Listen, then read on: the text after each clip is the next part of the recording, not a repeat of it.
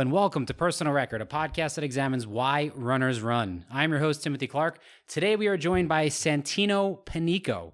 Santino is a fascinating guy and recently released the excellent documentary called From the Ground Up, which is about veganism and plant-based diets. I'm sure he's going to chastise me for using the word vegan, but it's about plant-based diets. And he is a first-time filmmaker and a guy that I've gotten to know really well, and I'm very happy to have gotten to know. He and I met actually not that long ago at the East Side Track. East Side Track, right? East Side River Track, yep. Over on East 6th Street, right underneath the Williamsburg Bridge, which unfortunately, for all you New York City runners will probably know at this point, is closed. You know, it needed some repairs. So it's getting some badly needed repairs done right now. But first of all, Santino, thanks for joining us. Tim, thank you for having me. It's an honor and a privilege. I appreciate it. It's a privilege to be here. Thanks for everything. Again, I recently watched your film, and it was fantastic. I think it'd be really easy to say it was good for a first-time filmmaker, but I'm not going to say that. I'm going to say it was a good film. Well, thank you very much. I really appreciate it. It was definitely a trial by fire, having no experience whatsoever prior to making the film, but I believed in the message so much that I thought it was the best way to tell the story was through the medium of film. And I think that a lot of times people in society don't have time to read a book or pick up information that's disseminated on a news site or a journal. So I felt like film was the best way to do it and do it in an inspiring way. That's kind of why I'm doing the podcast. I thought about opening a blog or starting a blog, and I was like, no one reads blogs, and no one reads blogs anymore. So I figured a podcast was probably the best way to get my message across. And as you and I were discussing earlier, my message is it's about running this podcast. It's about New York City, but more generally, it's about motivation. It's about why people run, why people do the things that make them interesting. And you were just, as soon as I met you, I kind of had this podcast idea floating around in my head. I'm like, I have to get this guy on the podcast. Once I get that going, once I get that started, and here we are. You are a very motivated person from the time you were very young. So for those that don't know, and you can learn all this in the documentary, which I highly, highly, highly recommend. You started off as a football player, correct? Yeah, I grew up playing football. The way my dad and my mom, I guess, kept us out of trouble. I have three brothers and one sister was by having us play sports, and it created a great foundation of discipline. I think that part of the reason I was able to take on a movie with no experience was because of the lessons I learned, not only playing football, but, we wrestled, we boxed, and now running. I mean, I think that people love sports because it's a parallel for life, the ups and downs, the adversity that you have to overcome. I mean, and everybody loves a good underdog story. So I played football. Football was my first passion. I just remember, Joe Montana was one of my favorite players. So was Walter Payton. I just remember watching Joe Montana, drive from the 1 yard line, his own 1 yard line down the field with his team, John Taylor, Jerry Rice, and silencing a crowd of 80,000 people. It just blew my mind. And I thought, football could be used as a platform for something greater. So I put a lot of my time and a lot of my energy into that, and wanted to play college ball, wanted to be a professional football player. That was my dream from a very young age. And, some may think of it as a foolish dream, but I could have been doing things that were worse. And I felt like, it gave me the foundation. It gave me the discipline to be a good student and to be a good person. And I have to thank my mom and dad for that because they allowed me to chase that dream. That's again, one of the things I think is just a fundamental theme, not only of this podcast, just of life. Is about discipline and sacrifice. Can you talk a little bit about sacrifice, about discipline, what you sacrificed, what discipline has done for you? So in regards, let's use football as the example. I've never drank in my life, just a personal choice. And I didn't, when I was in high school, I was so focused on getting to the next workout, getting better, that I'd be in bed at 9:00 at night. My friends would be out. In the summer, I put myself through my own two-a-days before we got to two-a-days. So when we got to two-a-days, the two-a-days were more of a refresher before getting on the field for the first game. And as a young person, my friends' parents thought I was out of my mind. And they maybe thought that I was being pushed, but that wasn't it at all. It came from an intestinal fortitude to try to be the best that I could be and to get better every day. And in life, anything worth achieving is going to take a lot of pain and suffering. A lot of people have this idea that life is sustained happiness. Oh, well, if I have this amount of money, or if I win this race, or if I do this, I'll be happy. That's not the case. life is built on suffering. And from the suffering comes the fleeting moments of joy and the fleeting moments of happiness, because happiness is not sustainable from a point of everything is always going to be good. For the light, there has to be the dark. And at the end of the day, I think that sacrifice is a big part of that suffering. If you want something bad enough and you know your why, that how is going to be a little bit painful. It's going to be a little uncomfortable, but that's the point. Because when you get to that finish line, say in a race, or you get a movie done, it's like if you have a tree and you grow orange juice, right? You and I can go to the store. We can go to the bodega down on the corner and pick up orange juice from concentrate and pour that thing in a glass and drink it and quench the thirst and the sweetness. But if we have a backyard and we have the right sun and the right shade, we plant the tree, we grow the oranges. And when the oranges fall off, we pick them up, we bring them inside and we squeeze the juice. The juice is that much sweeter. So I think that in anything that's worth achieving, you got to be willing to give it up. You got to sacrifice, and you have to show up and show out every day, no matter how you feel. Because at the end of the day, it's going to be at those moments when you're not motivated the most. They're going to teach you who you are and what you're able to accomplish. You know, one thing that I was fascinated with about you was when we ran on the track that day, we were talking about a race you competed in, triathlon, I believe, right? Was it an Ironman triathlon? Yeah, Lake Placid. And you were sick. What did you have?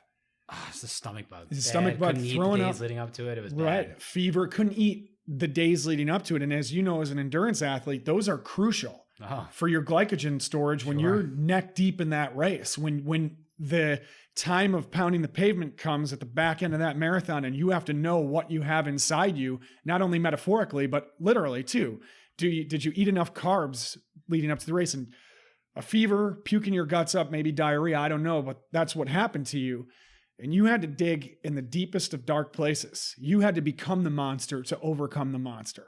And I think that's what life is. Sometimes you got to find that monster and you got to fight the battles. Stop deflecting, because we're talking about your monster, not mine. But yeah.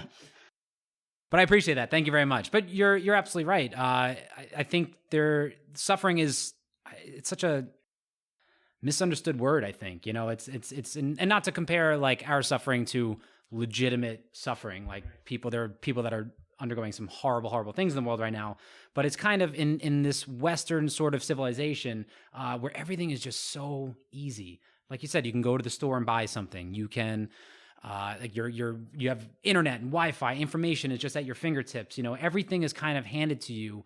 I think just from a sort of carnal, primordial sort of thing, we are missing that suffering. We're missing those challenges.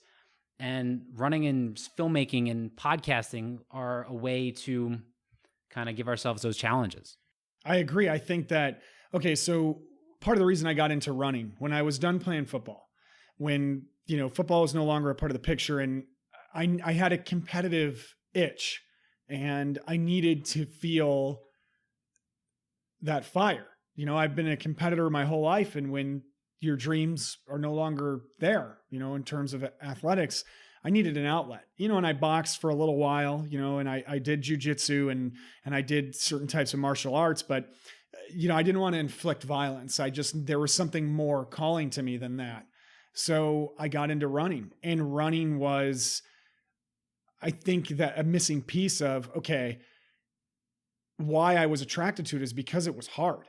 I hated running distance. I was an anaerobic athlete. So, the most we would run would be maybe a 400-meter sprint. And that's nothing for a football player. I mean, if you have speed and you have strength, you're getting around that track fast. And you're not really hitting that lactic threshold like you would if you're doing 12 400s, 8 800s, in maybe 6 miles. I don't know. It just depends. But at the end of the day, for me, running it helps me tap into something inside of me that no other sport has. And I think it's because it's so much like real life.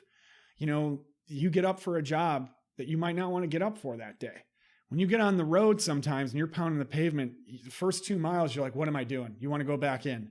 Then you kind of get into a groove. The 3rd mile, just put your head down, you grin and you bear it. Then the 4th mile comes along. Then the 5th and 6th mile, you know what? This isn't so bad.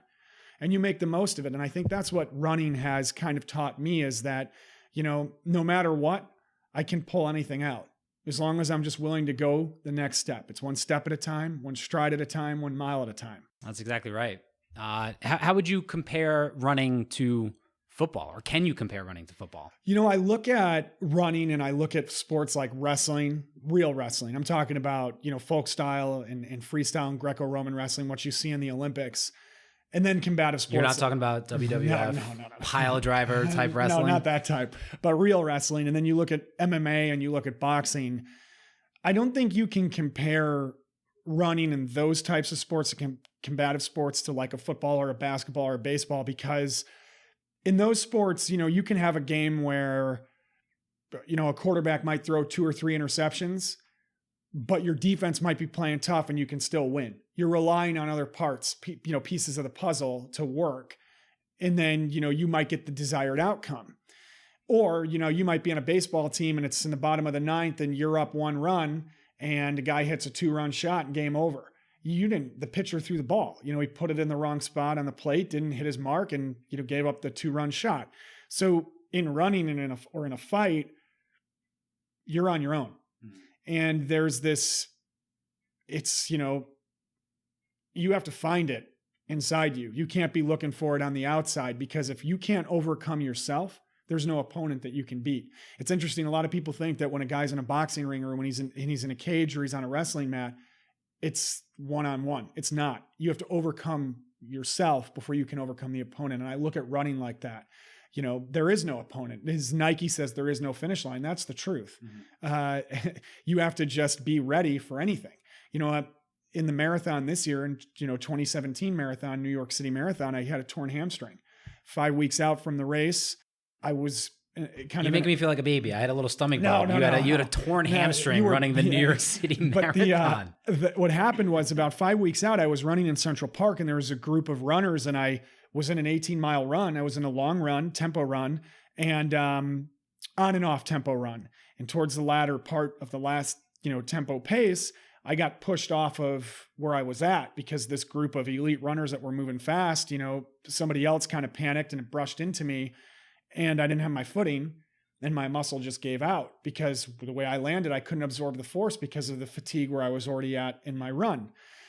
So is that possible? Like an old injury? Have you ever had a hamstring problem before? Yeah, in football, you always are hitting, and I've always had some lower back issues, which obviously then, your glute down to your hamstrings. So if you have tight hamstrings, you have tight back, tight hamstrings.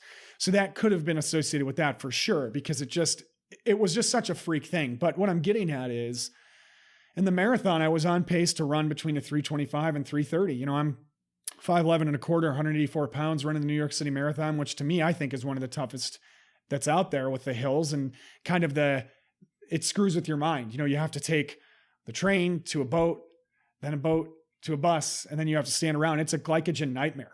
And if you don't have that honed in and your nutrition honed in, it can destroy you when you're on those hills. I tell people that all the time. In the New York City Marathon, I mean, the race starts, if you're in the first wave, the race starts at 9:40 a.m. You have to be in Staten Island by 6. That's right. At the latest. Yep. So you have to plan breakfast while you're there. You can't just, you can't have breakfast at home and then show up, on race morning, because now it's going to be hours before you run. It's a nightmare trying to figure that out. So as a vegan, yeah. So I have to bring my own food, right? You have to plan all that out. But I knew my hamstring was injured, but I knew I could get through X amount of miles with this hamstring injury before it starts to flare up.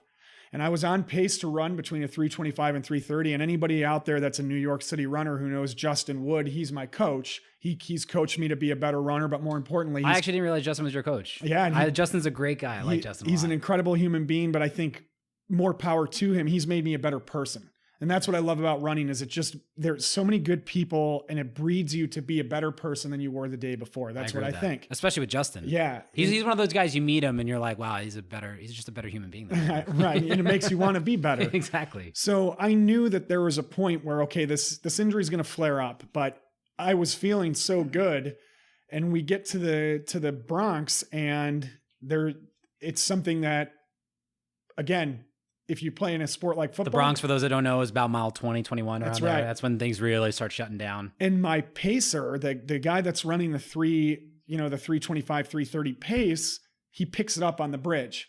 And I wasn't ready for it. I was running stride for stride. And all of a sudden, I think he looked at his watch, and maybe it was a few seconds off, and he kicked it into a gear that I was not ready, and I overstrided.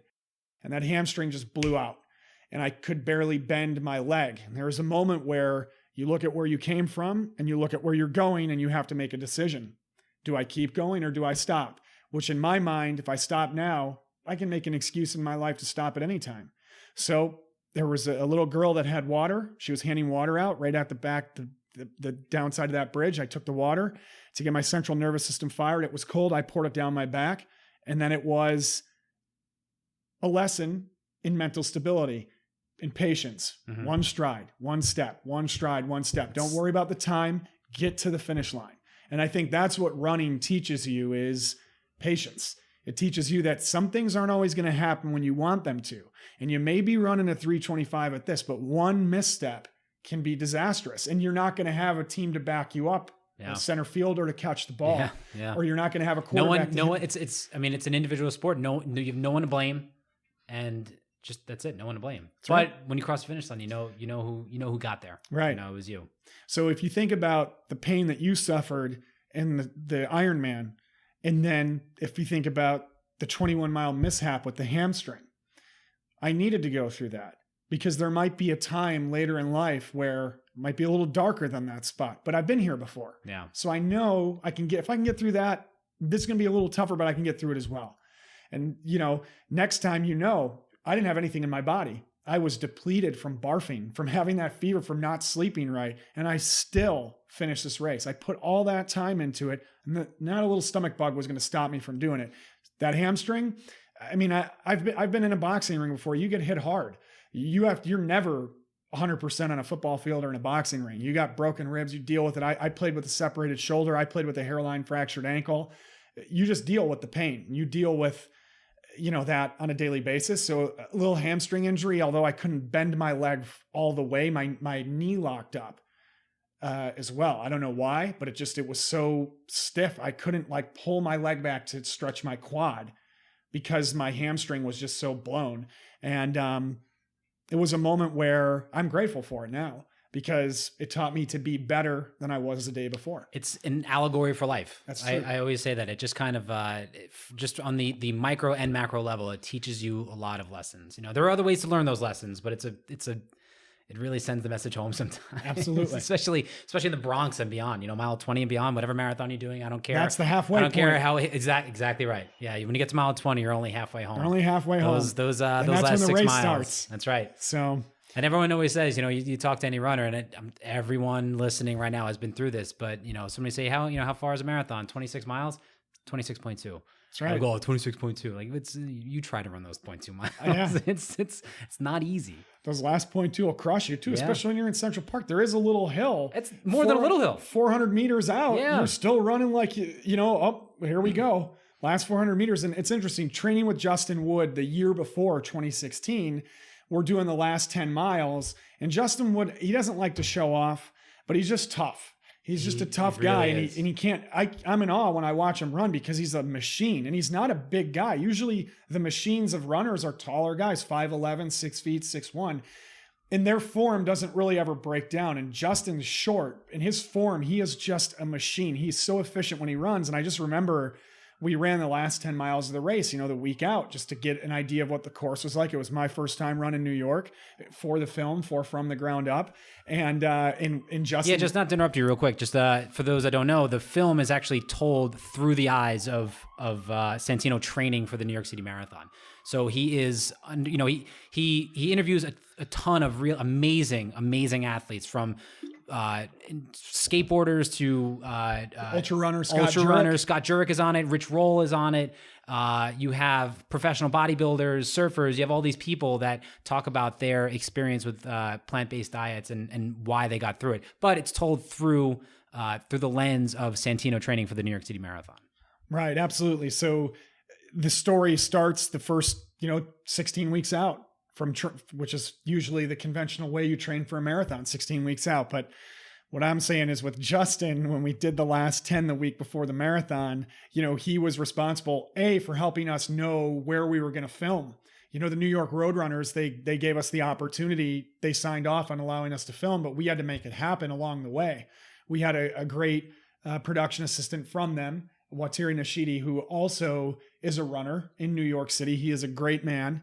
We are very lucky that we had him with us because he helped us navigate through some things that we may have not been able to get the finish shot if it wasn't for him. But I just remember watching Justin crush the last 400 meters of this 10-mile run. And you're not tired after that with how much training you've done. But I just remember thinking to myself, if he was racing, he would still be doing what he just did. And he would still crush that last 400 with that beautiful form where it's transfixing. Like I've done a good amount of running with Justin at this point, mostly on tracks, and his consistency. I'm crying on the sidelines after every interval. I'm complaining and I'm whimpering, and he's cool, he's calm, he's collected, and he's just ready to do it again. He'll come in with the plan, and you just kind of follow what he says. He's a smart guy and real tough, like you said. Perhaps that's one of the best lessons he's taught me. I'm Italian, so Italians were emotional, fiery spaz people. And one thing that Justin has taught me in my running is being cool, calm, and collected. So yeah, that's definitely him. Yeah, no, he's again a great guy.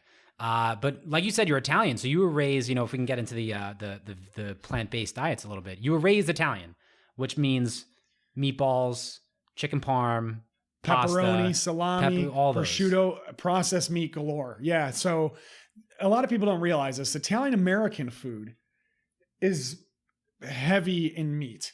Italian food is more or less, there's meat, but they focus on fish. I mean, it's more Mediterranean style diet, if that's what we call it. But I was raised, my family, we still have an Italian restaurant to this day. My grandma, before she passed away, she made the meatballs, she cooked.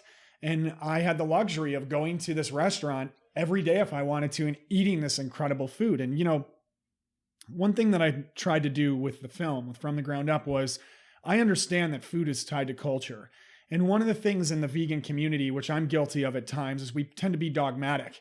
And I didn't want the film to come off that way at all. So in telling the story of my background, it's like, this is what I ate. This is how my family still eats. Like, people will change their religion before they change the way they eat. I mean, that's how tight we are to our culture. And when I transitioned to a vegan diet, there was a lot of confusion from my grandma and from the Italian side of my family trying to figure out, wait, what? Yeah. You have what does that mean? Sausage and peppers, a chicken marsala? What do you mean? No, what do you mean you can't have pizza? Exactly.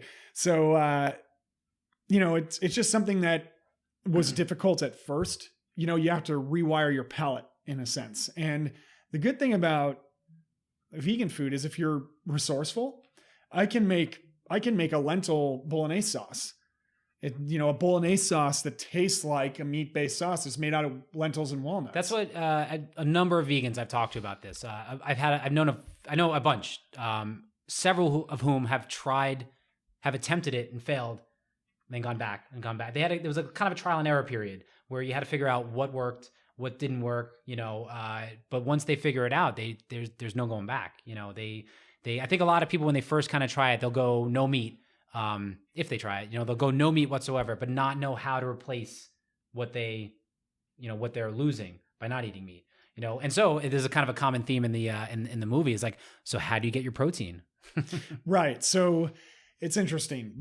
You bring up a point, like how do they replace what they're losing? But it's not just the macro and micros, right? Protein, B12, iron. It's also, what are you losing from that standpoint? And for me, it was the Italian food. No, you find a way. If you have a why, the how is easy.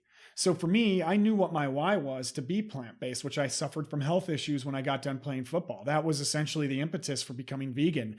When I played football, I started as a punt returner as a true freshman at the University of Nebraska. I was 5'11", 215 pounds. University of Nebraska is a legit program. Yeah, Cornhuskers. These are some beef-fed boys. Yeah. And to hold that 215 pounds, my nutritionists, the sports nutritionists, the dietitians, we were told to be the biggest, the fastest, the strongest, you need to eat. Iron sharpens iron in a way. So people believe that because animal amino acid synthesis, the way they're made up is similar to human muscle tissue.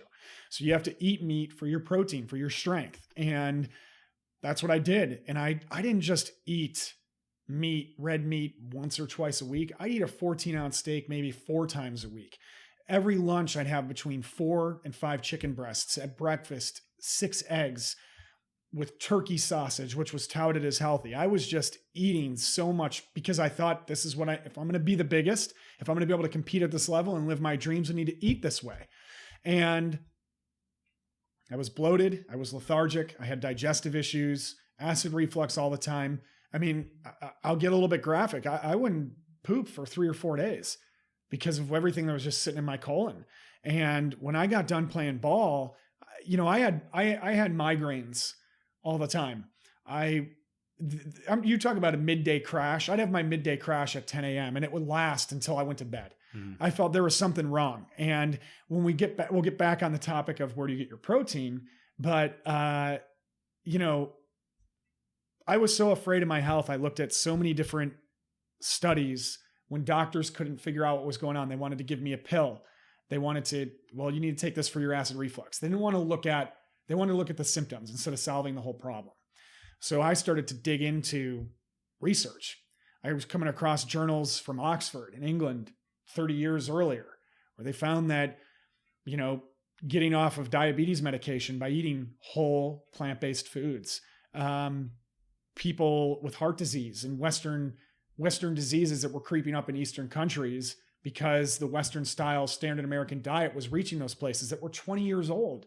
And this isn't just 1, 2, 3, 4 articles. This is like 30, 40 articles. And then the seminal work by T. Colin Campbell, the China study, which there was some criticism of the research he did and who he left out. But at the end of the day, 800,000 people, the most comprehensive nutrition study ever. You can't argue against those results. I don't care if he kept a population out of a village that ate meat forever. This is 800,000 people that were seeing cancers that they never saw before, and they're having heart disease rates close to American heart disease rates when the Western style diet got there. So I had my why was my health, right? But for some people, when you give up the way you ate, you lose something. If you can't find the why, you're not going to be able to stick to it. But getting to the protein, where do you get your protein? Every athlete knows that to recover, when you're breaking down muscle tissue, whether you're an ultra endurance runner or you're a boxer or you're a football player, you are tearing your muscles down and you need to rebuild them. That's the name of the game, is recovery. It's why people juice. It's why people take hormones. It's why people cheat, because it allows them to not only recover, but then put more force into the ground, put more on the field. So with the protein question, it's simple. You look at lentils. You look at 1 cup of lentils. Not only does it have 18 grams of protein, but it also has fiber. It also has other nutrients going to help your body. It's not just going to sit there. It's going to fill you up. That fiber will expand in your gut. It will fill you up. It will make you feel good. There won't be something bogging your body down, just sitting in your colon acidifying. You look at a cup of tofu, has upwards of 20 grams of protein. You can bake tofu. You can marinate tofu. You can make tofu taste. Look at what Sofritas at Chipotle. That's tofu, and they make it kind of feel like it's a shredded chicken when you eat it. You look at, a cup of soy milk is 8 grams of protein. Cup of milk is 8 grams of protein. You look at 3 tablespoons of hemp seeds. It's upwards of 10 grams of protein. 1 tablespoon of chia seeds is between 3 and 5 grams of protein. Protein is just one piece of the puzzle. There's other things like good carbohydrates. See it. Unrefined carbohydrates, not white rice, not sugars, because that's what happens. Carbs turn into sugar when it hits your bloodstream. And you got to make sure you're getting the right carbs. Then you have micronutrients that you need as well. And then good fats, a macro of fats. There's a lot to the puzzle. It's not just protein, but post World War II industrialization, we subsidized certain crops. We made the factory farm system blew up, and we made meat accessible for the first time in history. It was affordable because we had all these subsidized crops. And so when you have... Yeah, it was, just from not only just from a culinary standpoint, just from a logistical, practical standpoint, it was not easy to get, and there were the portions were small, and it was kind of just like in a family sort of environment. It was, it was a luxury. It was, you got it, maybe on Sunday, after church, you'd have a little steak or something, but it wasn't in every meal. It certainly wasn't every day. Pre-World War II, it's exactly right. It was a luxury. If you look at meat through history, meat was mirth. Would you, if a person is thinking about getting into, or are you an all or nothing kind of person? No. Because I look at this, like I'm not a vegan, all right? So I do eat meat. Right. However, having learned from people like you and other people that I know that are vegans, I've realized that at the very least, I can meet them halfway and say, this is too much, and so my meat consumption has probably gone down by 75%. I don't have it every day. I definitely don't have it for every meal. I just have it when I think I need it. And so I think that there can be a little bit on the plant-based argument side. It can be a little bit, like you said, dogmatism. But I think there's an olive branch to be had. Absolutely. So what I try to do with From the Ground Up, one of my goals was, okay, vegans are already they're already converted. I don't want to try to convert anybody to be vegan or vegetarian. I just want people to examine their choices that they're making and how it has great impacts. Anybody that ever tells you one person doesn't make a difference, they've lost all hope. They can no longer stand wrapped in awe. They're as good as dead. One person does make a difference. So for me, if my father can get through From the Ground Up and not feel ostracized or attacked for his food choices, and then make the decision at 65, okay, I'll be vegan before 6. And then at dinner time, I'll eat what I want, whether it's a chicken breast or salmon. That's a win. That's less methane and less carbon emissions in the air from an environmental perspective.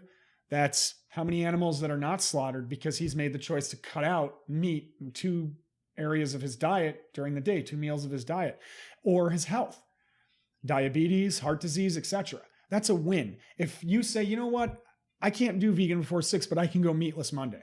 That is a win. And that is, to me, the point of the movie. It's to provide hope. It's not to divide. There's too much division in this world. There's too many people that will try to make their food choices an ideological argument. That's what our politicians have succeeded in doing, is dividing us. People make ideological arguments out of everything. Everything. And it's not supposed to be that way. So what I wanted to do with From the Ground Up was just tell a personal story, a genuine, honest, heartfelt story that people may walk away from and say, you know what?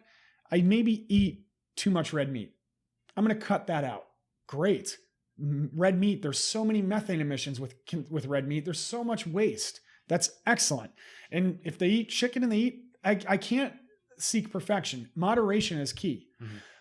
Too often in vegan world, we try to lean on perfection, but perfection it's not attainable. You can't be perfect.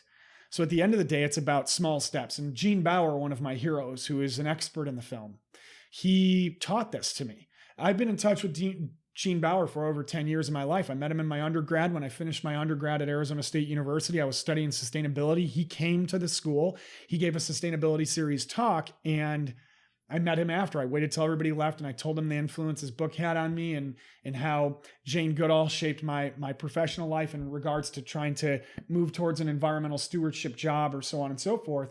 And he kept in touch with me. For over 10 years, we'd talk via email maybe once every 6 months, once every 3 months. And then when it was time to do the movie, he said, I'm in. But the lesson that he taught me was it's not about perfection. It's about small steps that ultimately can lead to big change. So with the movie, I kept that in mind. I kept Mac Danzig in mind, who won The Ultimate Fighter season 6, who also is in the film, who's a dear friend of mine. I love him like he's my brother. I'll do anything for him. He taught me that you can't force this down anybody's throat. He came at it from the perspective of the Gene Bauer way. Don't go and tell everybody what you do, what you're going to do, and what your diet does. Just let them see the example. And then if they ask questions, present information in a way that's friendly. Don't ostracize. And with From the Ground Up, that's what I wanted to do. I did not want to be all or nothing. Although I have a phrase in the movie, once you know, you can't not know.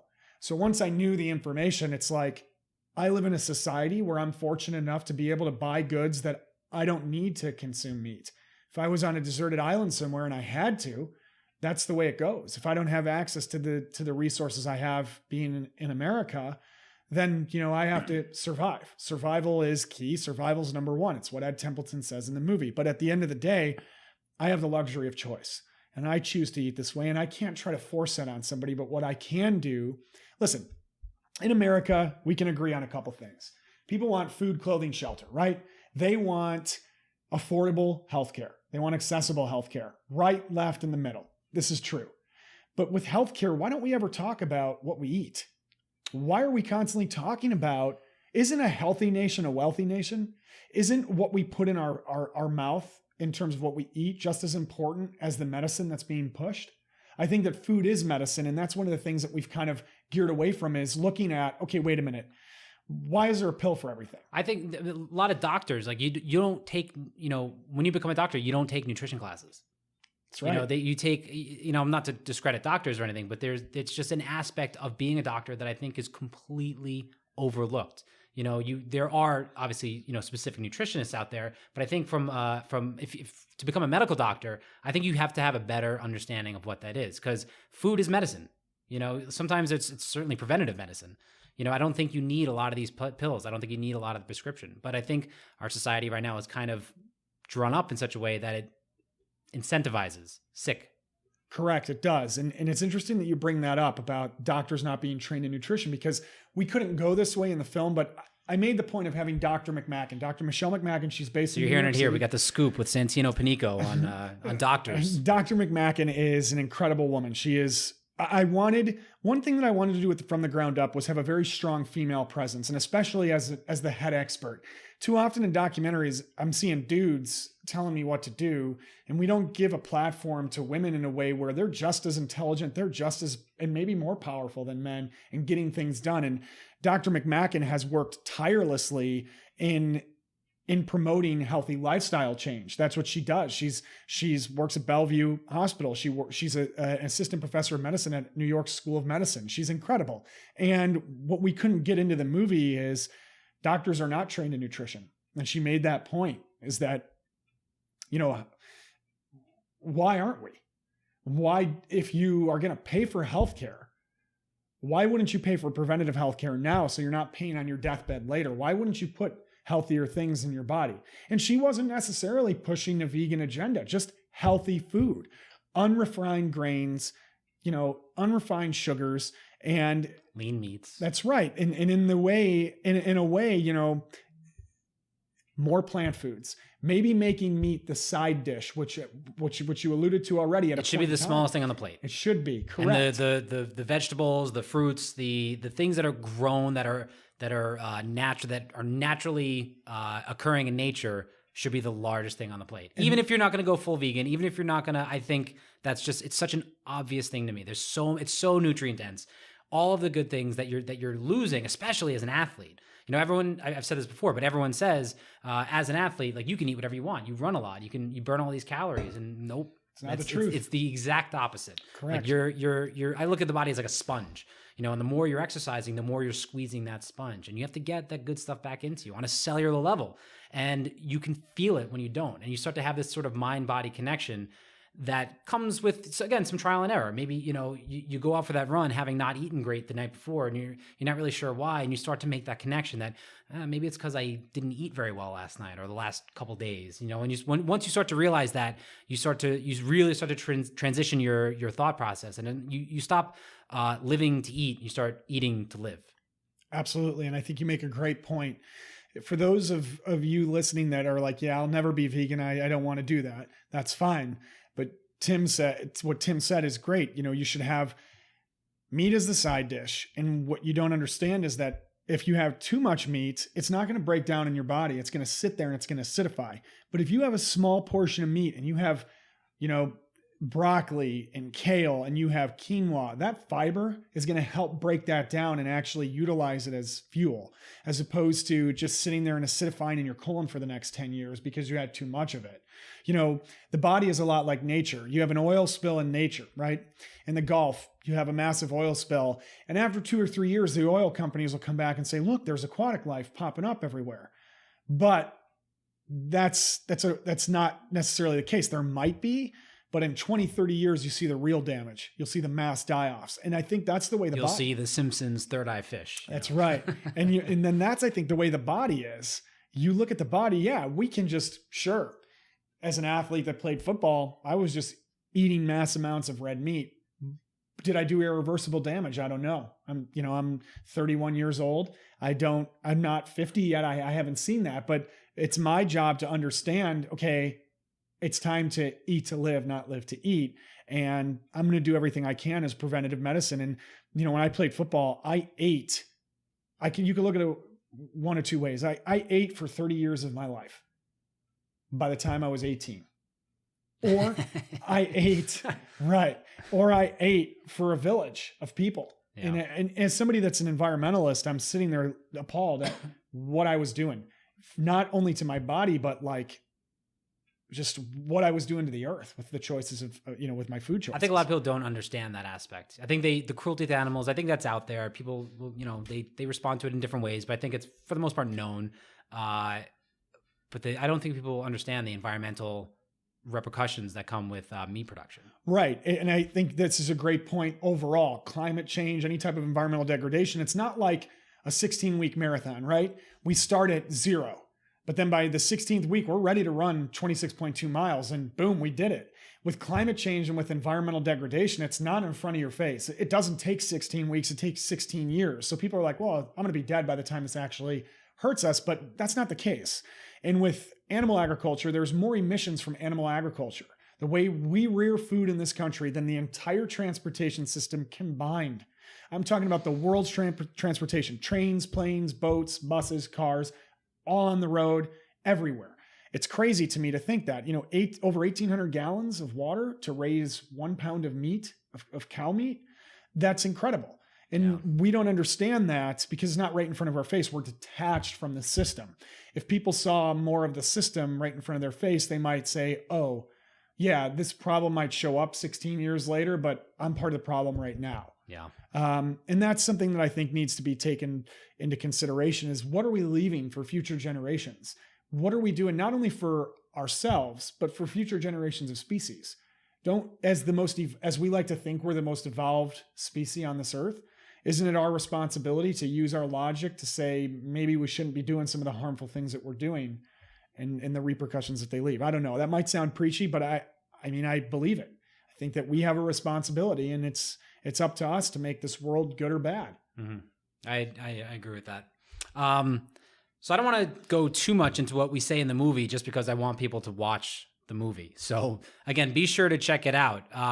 But what was something that you learned from making the movie? What was one of the impacts of just the process of making the movie that had nothing to do really with the plant-based?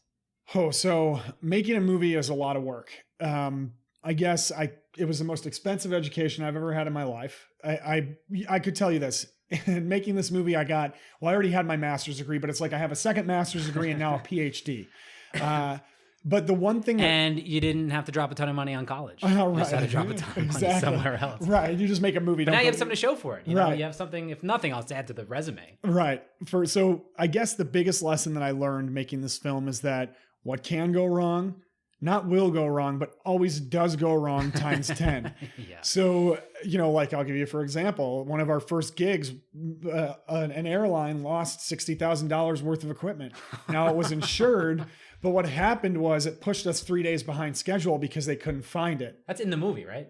No, it's not. No, okay. It's not in the movie, but they couldn't find it. They put us 3 days back, which then means we had to spend more money to stay. So that's like one of the big problems. Then, it's funny because I'm not that great at voiceover because I'm not trying to act. I'm just trying to be me. And I don't know how to be me when I'm reading lines, right? So I needed a little bit more training in that area, and you can hear it. I think you did a great job. Thank you. But at the end of the day, we had to wait a month and a half to get into a studio space to do voiceover. And we needed the voiceover when in New York City, it's not easy to get into places like studios to get mastered and voiceover. Not cheap. Right. So we had to wait like a month and a half, and we had a drop dead date. I had to get the film to a quality control lab to get it up in the platform so we could actually release the movie, because it was a do-it-yourself thing. This is my first film. I didn't have the cavalry with me. I had to do this on my own, and I had to do it by any means necessary. And I really wanted this movie to be seen, and I wanted it out. So I had a drop dead date, and we're like, okay, great. We'll have the voiceover done 5 days before. Well, we go to the studio, and something happened where the sound was pulled out of the front of the room and the back of the room, and it was treble heavy. So we sent the sound out to get mastered by my sound engineer in Salt Lake, and there was nothing he could do with it. Whoever was operating the booth, something went wrong. Were they high? We don't know. But something was wrong, And my sound engineer is like, Santino, this is the best that I can do. So I'm like, what's our option? We couldn't get into another Was sound. this your VO, your voiceover? Yeah. The entire voiceover for the whole film. Wow. That's a 96-minute movie. Yeah. That's a lot of voiceover. Sure. So we got 5 days. Now we're down to 4. We can't get into a studio. We can't have an emergency session. Like, they're booked. There's musicians, there's all these people in New York. I mean, there's a lot of film industry here. Yeah. And there's a lot of talent here that, I mean, they're just booked. So I did the voiceover in my closet from 10 p.m. to 4 a.m. and in my closet in Mile New York 20 City. of the marathon. That's right. You're only halfway there. That's only halfway there. And then we had to plug it in, and we had to, my sound guy, Chris Burton, just had so much patience with me and stayed up with me. He's in his studios in Salt Lake or Provo or where he's at in Utah, and he stayed up with me. Then he mastered the sound. Then I plugged it in and I got it off on time. He really cared about the project. This is a guy that prior to working on the project, he had been vegetarian and vegan a little bit, but didn't stick with it, didn't maintain it. But after the project, he, his wife, and his 2 baby children are vegan. To me, that's huge. That's awesome. I mean, that's so fulfilling. That's the point of the film. Right. That's mission accomplished. In a way, correct. Yes. We don't want everybody to be vegan. That's illogical, but that's huge. You want to shape the argument. And help people see that it's not a negative thing, that you can be tough. You can be strong. There is this myth of masculinity and meat consumption. Like, that's something that a lot of people that are, manly men, like, you're a firefighter in New York City, and you're a monster of an endurance athlete. You're tough as shit. It's about you. It's about you. My language. when it comes down to it, you're as tough as they come.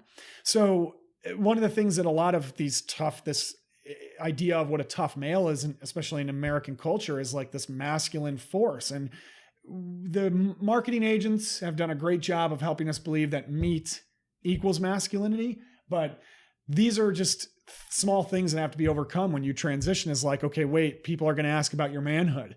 And, that's one of the things outside of protein that kind of gets overlooked. It's like, oh, I can't be a manly man if I eat tofu. Have you, I'm sure you have, John Joseph, Cro-Mag. He's the punk rock singer from Cro-Mag's 1980s, hardcore dude, recovering drug addict, spent some time in prison, tattoos everywhere. You saw this guy. Lower East Side of Manhattan. I spent a lot of time out in Rockaway, like Far Rock, which is not the best place to grow up in 1970s and 80s. Dude wrote a book. He's a plant-based eater, and he wrote a book called "Meat is for Pussies." Yeah, he did. He definitely did, and it takes on this argument. And again, if you see this guy, you're not going to mess with him. Yeah, he takes on this argument head on about masculinity and meat consumption, and he kind of tries to flip the script. And I think that, John Joseph he's as tough as they come, and he was forged from his environment, and he's kind of, he's past all that. He grew from that, and he does a lot within the plant-based community, so to speak, and he does a lot to promote health and veganism. And he's an Ironman athlete. He is. He's tough, and Meat is for Pussies was his call to show that you don't have to be, tough to eat meat. I probably wouldn't have titled it that, but that's what makes John Joseph unique. He takes things head on and calls it as he sees fit, and to me, that's great. But I think one of the things I wanted to try to do was not fall into the trap of meat and masculinity. I don't want to sell a hamburger, and I don't want to use women's bodies or say things like that to sell a hamburger. Sure. I wanted to do it in a way where it was unassuming and it wasn't aggressive. Yeah. And I think that, that's what from the ground up is not selling a hamburger. And I know that sounds like, that might not be the right phrase to use, but when you look at the way meat is sold to people, like watch Super Bowl commercials, you have a curvy woman eating a burger in a bikini and having ketchup drop in her cleavage. And that's supposed to, then there's a line in there that says, real men eat meat. Or you see a commercial for a fast food restaurant where guys don't eat tofu and they push a minivan, which is apparently what only women drive, off of a, an overpass. Yeah. I didn't want to do it that way. Sure. I don't need to sell meat. I'm just going to be me, and I'm going to try to tell something that's genuine from my heart and take on the meat masculinity. Where did that come from? Well, it came from, not hunting. Yes, marketing now, but back then it was about controlling the land. When when the English came over and, colonized America, there were wolves, there were predators, there were, mountain lions, and they had to contend with their livestock. So what do you do to overcome that? Well, you kill everything in the area. You cut down trees, you create pastures, and that way you're masculine, you're tough. You can provide for your family.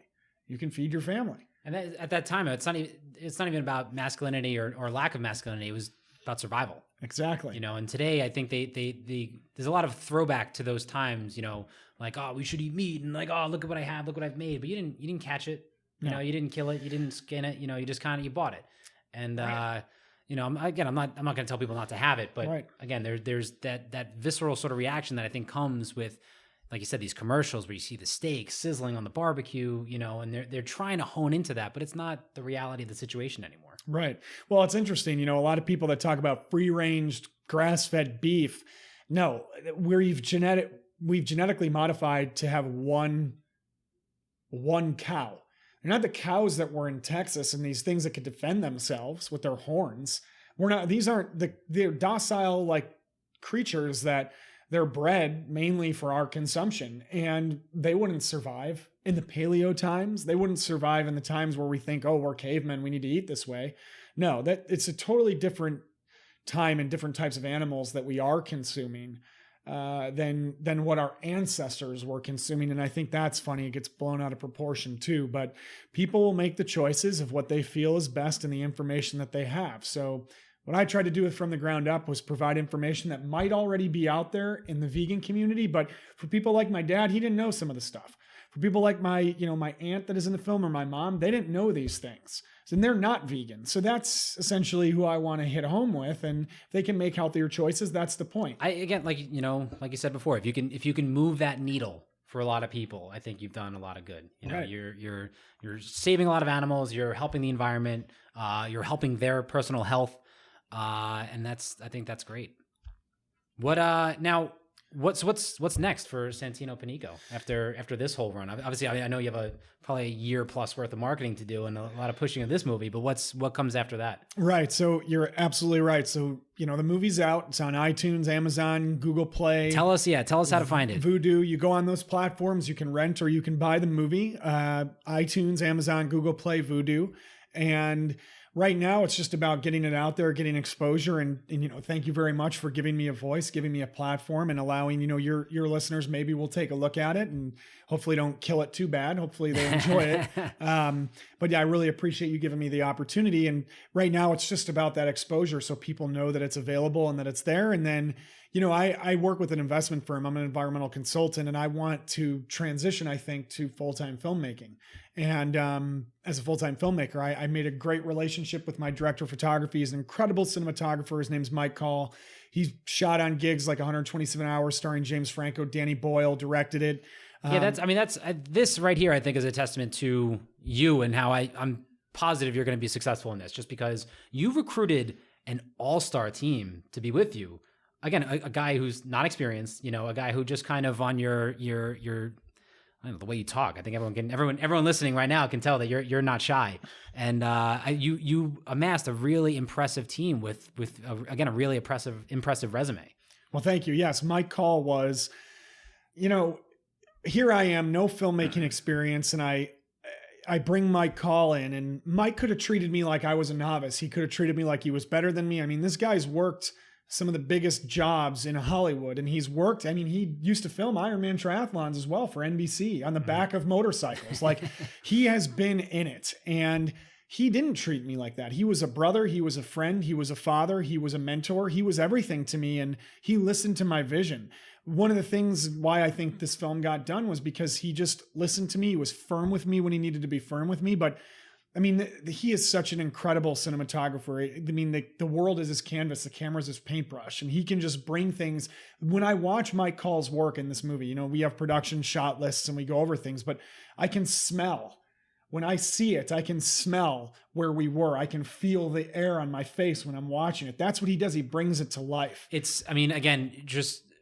I highly recommend the film. It's a beautiful film. You know, I mean, aside, just even take the content away. It's just the way it's filmed, the way it's presented is just, it's gorgeous. Yeah, it's Mike did an incredible job. And again, you know, having the trust in me and listening to my vision and understanding what I want, I could look at 4 of his shots.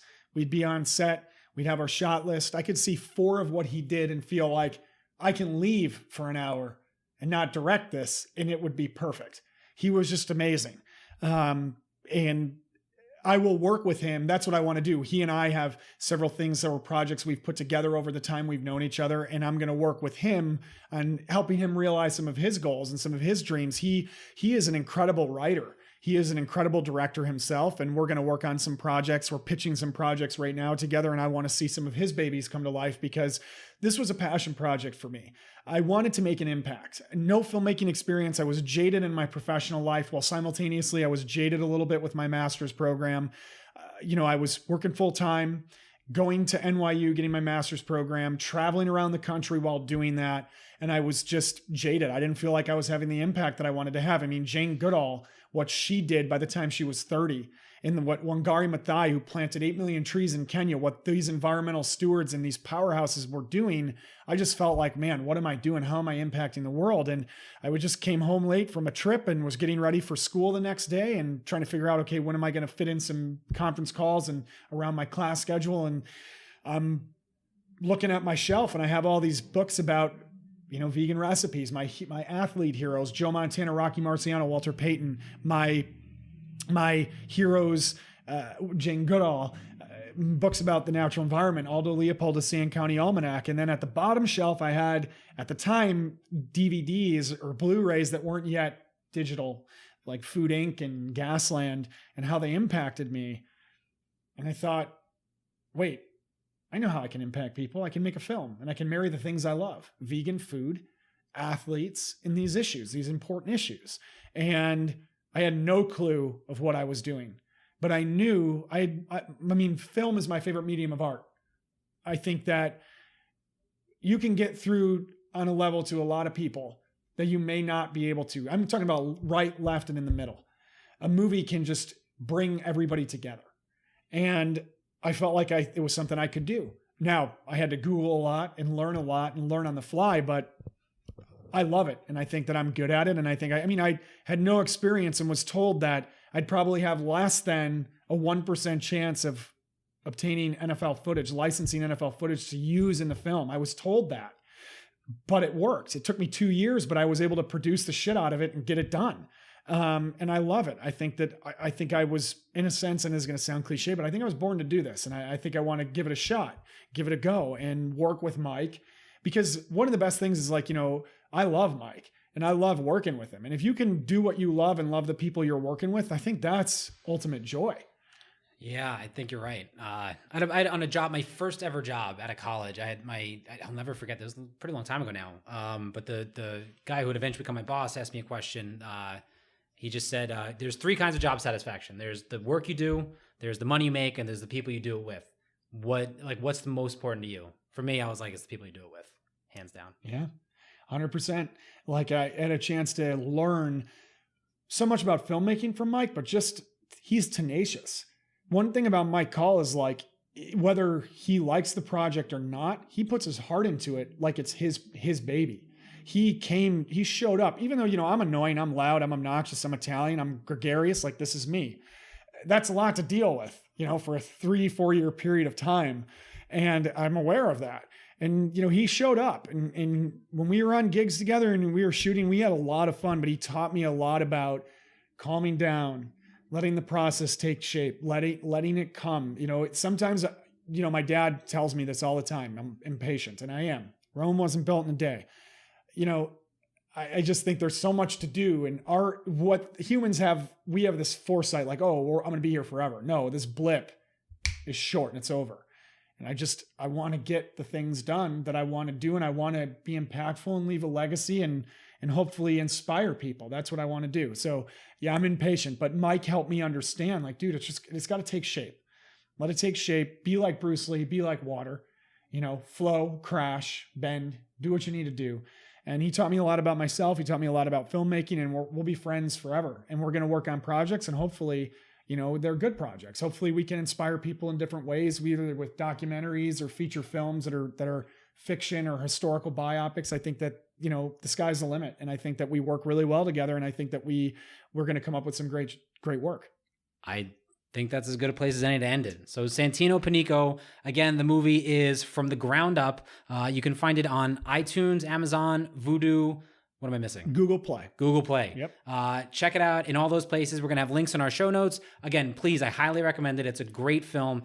So please check it out. But thanks for joining us on the Tim, Personal Record Podcast. Thank you so much for the opportunity. I greatly appreciate it. It's great to be here with you. All right. And just one little shameless plug of my own. Check out Trimara Sports Races. We do races in and around New York City for the most part. That's TRIMARA sports.com. We have several half marathons and 10Ks. So if you can check us out, again, there'll be links in the show notes and register for a race. But again, one last time, thanks for joining us. And we're looking forward to see what you do next. Thank you.